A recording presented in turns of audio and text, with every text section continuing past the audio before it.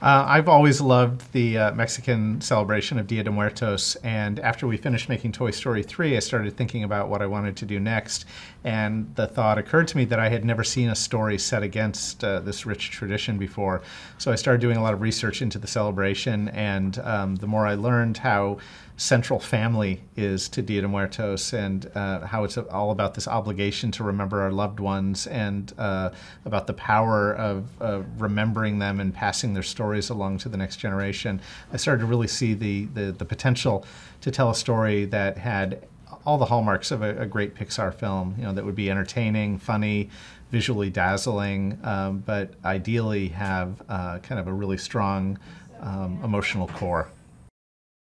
Music, plays a bigger role than I think in any other Pixar film we've made, because Miguel wants to be a musician. He's got this passion, this desire. He only happens to live in the one Mexican family who doesn't allow it.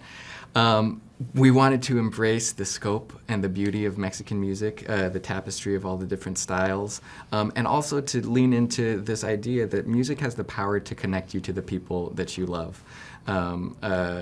We did that with the beautiful score by Michael Giacchino, original songs, and also traditional Mexican tunes that really give life to this world. Well, Miguel is this really awesome 12-year-old boy who lives with his family in a town in rural Mexico called Santa Cecilia. His family makes shoes, and Miguel is in this kind of odd position in the family because his day job, besides going to school, is to shine shoes around town, but he harbors kind of a secret desire, and that's to play music and to be a musician. Unfortunately, he lives in the one family in all of Mexico that does not approve of music for reasons that we learn in the course of the story. And Miguel, on the eve of Dia de Muertos, the Day of the Dead, has because of a series of kind of strange circumstances, he finds himself transported to the land of the dead, where he has an opportunity to meet his long-dead ancestors and kind of solve this family mystery in his life that will hopefully allow him to pursue his dreams. And he ends up going on a quest to find the one person in the land of the dead who he thinks can help him, which is Ernesto de la Cruz, the most famous musician to ever come out of Mexico.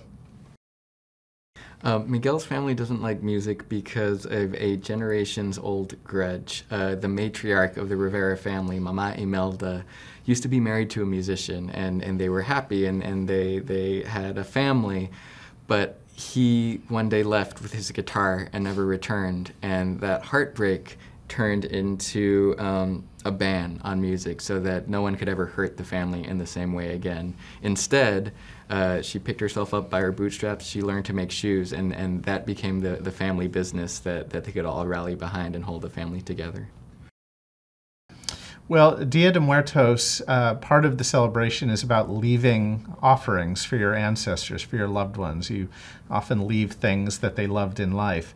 But Miguel, rather than leaving something for Ernesto de la Cruz, his idol, he ends up taking something, which is Ernesto's famous signature skull guitar. And that sets off a series of events that ultimately leads Miguel to meeting his long-dead ancestors and then ultimately going on this incredible journey into the land of the dead. Hector, he's a skeleton who's kind of in a bad way. He's not getting a lot of memories coming his way, and no one is putting up his photo to remember him on Dia de Muertos, and that's the way that you kind of get your ticket to cross over and visit and receive your offerings. So Hector sees Miguel and thinks, this is a kid who's going back to the land of the living. If he puts my photo up on an ofrenda, I can cross that bridge. I can take care of some business that I've been meaning to take care of for a long time. Well, the Coco's themes of family are rooted completely in the same themes of family that are part of Dia de Muertos. With Dia de Muertos, there's an obligation to remember your loved ones and to pass their stories along to the next generation, and ultimately to really ensure that their memory never fades. By keeping their memory alive, you always keep that person in your heart.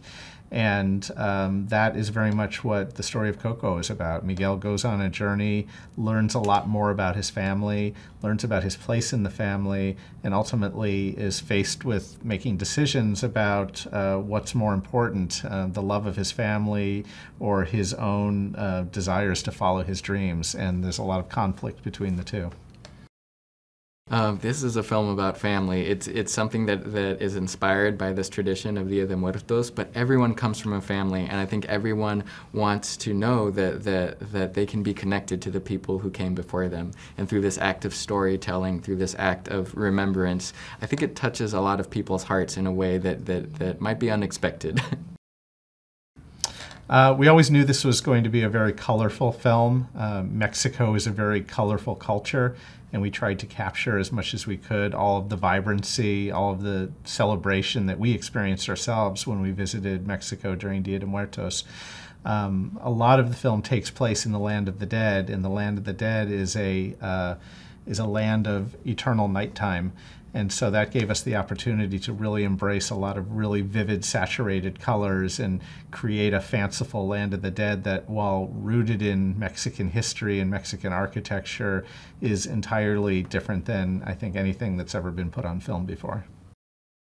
People should go see Coco because it is a spectacular celebration, it is musical, it is emotional, and it really illuminates the importance that your family plays in your life. I've talked to any number of people who see this film and say, I need to call up the oldest person in my family, I need to know these stories, and I need to share them. And you know, I think that can be a life-changing experience, and Coco is another little reminder that you know, we should all be doing that. Hey animation fans, did you like the video?